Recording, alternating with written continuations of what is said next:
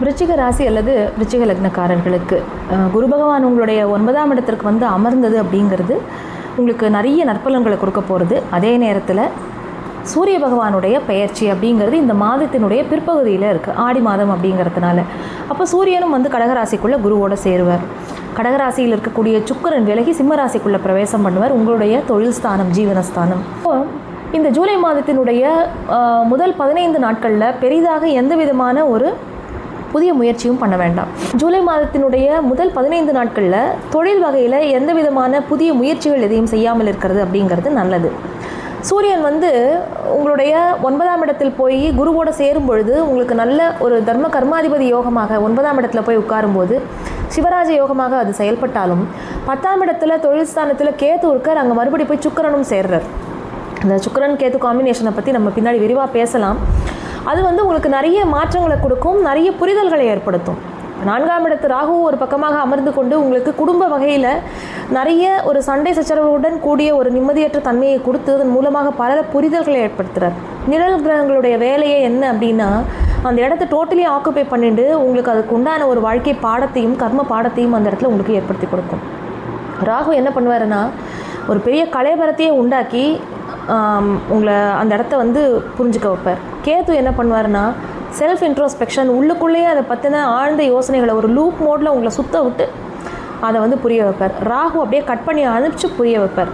அது வந்து வெட்டி விட்டு நம்மளை புரிய வைக்கும். கேத்து வந்து அதுக்குள்ளேயே சுற்றி சுற்றி உங்களை அந்த ரீவைண்ட் பண்ணி உங்களை அதை யோசிக்க வச்சு உங்களை புரிய வைக்கும். இதுதான் வித்தியாசம். இது ஒரு பாவகத்தோடையும் நீங்கள் கனெக்ட் பண்ணிக்கோங்க. இது யாருமே இல்லைன்னு சொல்ல முடியாது. இதுதான் சிம்பிளஸ்ட் வே புரிய வைக்கிறதுக்கு. இதுதான் இந்த நிழல் கிரகங்கள் நமக்கு பண்ணும். இப்போது 4ஆம் இடத்தில் அமர்ந்த ராகு என்ன செய்கிறார், உங்களுக்கு நிறைய வண்டி வாகன விஷயங்கள்லையும் குடும்பத்தில் இருக்கக்கூடிய உறவுகள் மூலமாக அந்த வீடுங்கிறதையே ஒரு ஆட்டம் காண வைக்கிற அளவுக்கு உங்களுக்கு நிறைய பிரச்சனைகளை கொடுத்துக்கிட்டு இருக்கார். அவருக்கு வந்து குருவுடைய பார்வையும் இப்போ விலகிடுறதுங்கிறதுனால யாருக்கிட்டையும் வார்த்தை பிரயோகங்களில் ரொம்ப ரொம்ப கவனமாக இருக்கும். விருச்சிகராசி லக்னக்காரர்களுக்கு வந்து இந்த ஒரு வருடத்தில் உறவுகள் கிட்டக்கே உங்களுக்கு வந்து ரொம்ப ஒரு மனக்கசப்பும், நீங்கள் மனதளவில் அவங்கள விட்டு ரொம்ப தள்ளி வந்திருப்பீங்க ரொம்ப தூரம். இது எல்லாருமே ஆமான்னு தான் சொல்லுவீங்க. ஏன்னா தாய் தகப்பனாகட்டும், உடன் பிறந்த இரத்த உறவுகளாகட்டும், கணவனோ மனைவியோ அவங்களாகட்டும், மற்றபடி உங்களுடைய வாழ்க்கை துணையோடைய உறவுகள், இந்த மாதிரி எல்லாருக்கிட்டையும் ஒரு ஃப்ரெண்டு, க்ளோஸ் ஃப்ரெண்டு, 15 வருஷ ஃப்ரெண்டு, 20 வருஷ ஃப்ரெண்டு மனஸ்தாபம் ஆயிடுச்சு, இந்த மாதிரி சொல்லாத விருச்சிகராசிக்காரர்களே இல்லை. ஏன்னா உங்களுக்கு இந்த கிரகங்களுடைய அமைவு அந்த அளவுக்கு மோசமாக இருக்குது. இந்த ஆறுதலாக இருக்க ஒரே ஒருத்தர் யாருன்னா குரு பகவான் தான். அப்போ என்ன ஆகும், உங்களுக்கு மனதில் நிறைய ஆன்மீகம் சம்மந்தப்பட்ட விஷயங்களில் உங்களை வந்து தத்துவம் சம்மந்தப்பட்ட விஷயங்களில் உங்களை வந்து இழுப்பார். 5ஆம் இடத்துக்கும் குருவுடைய பார்வை படும் பொழுது 5இல் இருக்கக்கூடிய சனி பகவான் வந்து குழந்தைகள் விஷயத்திலையும் பூர்வீக விஷயத்திலையும் தகப்பனார் சம்பந்தமாகவும் இதிலெல்லாம் நிறைய பிரச்சனைகளை கொடுத்தார்.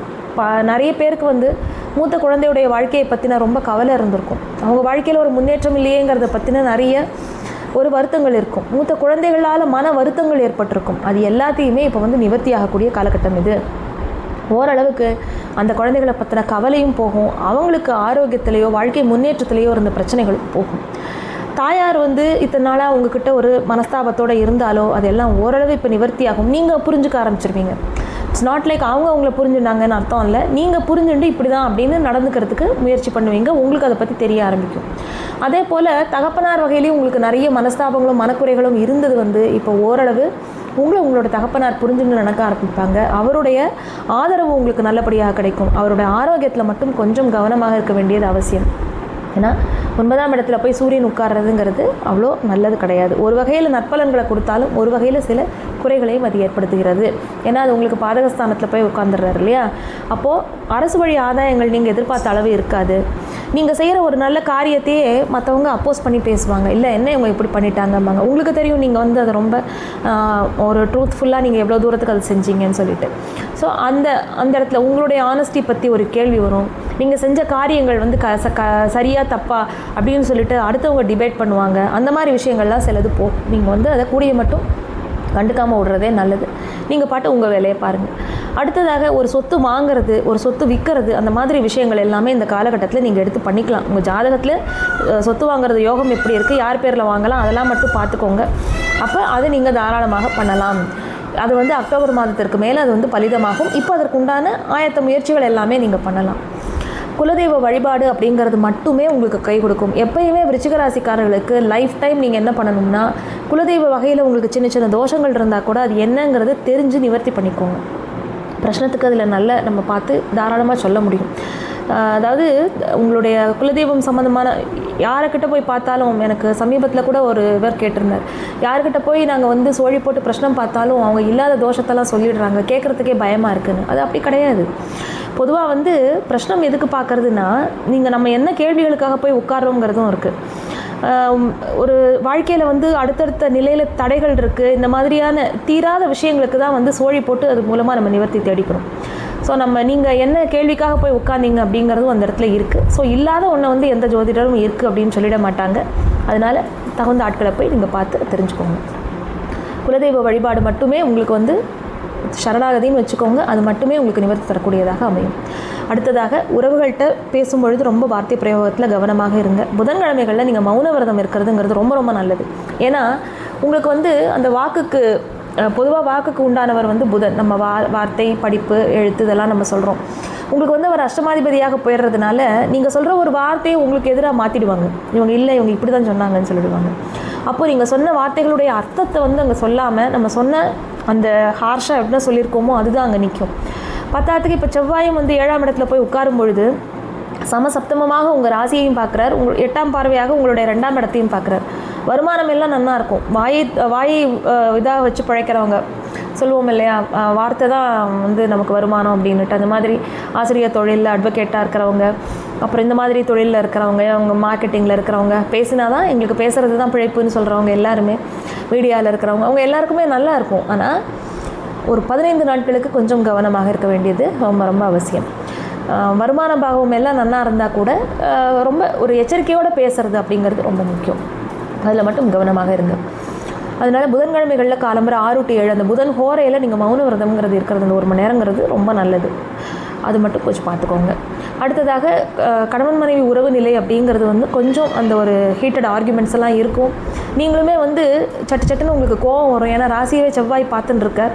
அதனால் ஒன்று சொன்னால் முணுக்குன்னு இந்த கோச்சிக்கிற தன்மை அப்படிங்கிறத கொஞ்சம் விட்டுருங்க. குரு பார்வை இருக்குது, இருந்தாலுமே பரவாயில்ல இது இப்படி தான் அப்படின்னு கொஞ்சம் புரிஞ்சு நடந்துக்கிறது ரொம்ப ரொம்ப நல்லது. அதனால் கணவன் மனைவி உறவில் வந்து விரிசல்கள் அதிகமாகி கொண்டே போகாமல் நீங்கள் தான் பார்த்துக்கணும். சுக்கிரன் வந்து ரொம்ப சாதகமான ஒரு இடத்துல இல்லை. ஒரு 15 நாட்களுக்கு கவனமாக இருக்கணும். நீங்கள் மாதத்தினுடைய பிற்பகுதியிலையுமே வந்து சுக்கிரன் வந்து நகர்ந்து கேத்துவோடு வந்து சில நாட்கள் இருப்பார். அவர் என்ன நட்சத்திர சாரங்களில் போகிறாருங்கிறதெல்லாம் இருக்குது. ஸோ அது வந்து உங்களுக்கு கட்டாயமாக ஒரு பாதிப்பை ஏற்படுத்தும். அதனால் ஒரு பொறுமையாக நீங்கள் இருந்துட்டீங்கன்னா அந்த ஃபியூ டேஸ் மட்டும், அதுக்கப்புறம் நீங்கள் வச்சதான் சட்டமாக இருக்கும். அதனால் கணவனோ மனைவியோ கொஞ்சம் புரிஞ்சு நடந்துக்கோங்க. அதுதான். மற்றபடி வெளியூர், வெளி மாநிலம் பிரயாணங்கள் அது எல்லாமே நல்லபடியாக அமையும், ஃபேவரபுளாக இருக்கும். உயர்கல்வி படிக்கிறவங்க அப்படிங்கிறவங்களுக்கு எல்லாம் ரொம்பவே நல்லா இருக்குது. படிக்கிற குழந்தைகள் வந்து கொஞ்சம் அந்த படிப்பில் வந்து ஒரு தடங்கள் வரதுக்கோ தடுமாற்றம் வரதுக்கோ காரணம் இருக்கும். ஒரு 2-3 மாதம் அந்த கொஞ்சம் டிஸ்ட்ராக்ஷன்லாம் இருக்கும் அதர் ஆக்டிவிட்டீஸில். அதனால் கொஞ்சம் உங்களோட படிப்புக்கு சம்மந்தமாக அதுபடி பிளான் பண்ணிக்கோங்க. எக்ஸாம்ஸ் வர டைம் கரெக்டாக நம்ம வந்து மாட்டிக்காமல் இருக்கணும். அதனால் இப்போவே உங்களுடைய ஒர்க்கை வந்து நல்லா பிளான் பண்ணிக்கோங்க. ஏன்னா ஹையர் எஜுகேஷன் போகும்போது இதுதான் உங்களுடைய பிளான் ஆஃப் ஆக்டிவிட்டீஸுங்கிறது உங்களுக்கு முன்னாடியே தெரிஞ்சிடும். அப்போ நீங்கள் அதுக்கு தகுந்த மாதிரி ப்ரிப்பரேட்டரியாக இருக்கிறது ரொம்ப ரொம்ப அவசியம். மற்றபடி உயர்கல்வியில் எல்லாமே சிறப்பாக தான் இருக்கும். அதில் எந்த ஒரு இதுவுமே கிடையாது. சனி பகவானுமே வந்து 5ஆம் இடத்தில் அமர்ந்து கொண்டிருந்தால் கூட குரு பார்வையில் இருக்கிறதுனால பெரிய தொந்தரவுகள் எதுவும் இருக்காது. அதனால் அதிகப்படியான செலவுகள் அப்படிங்கிறது மட்டும் நீங்கள் கொஞ்சம் கை சுருக்கி வச்சுக்கிறதுங்கிறது ரொம்ப அவசியம். மற்றபடி இந்த மாதம் ரொம்பவே நல்லா இருக்குது.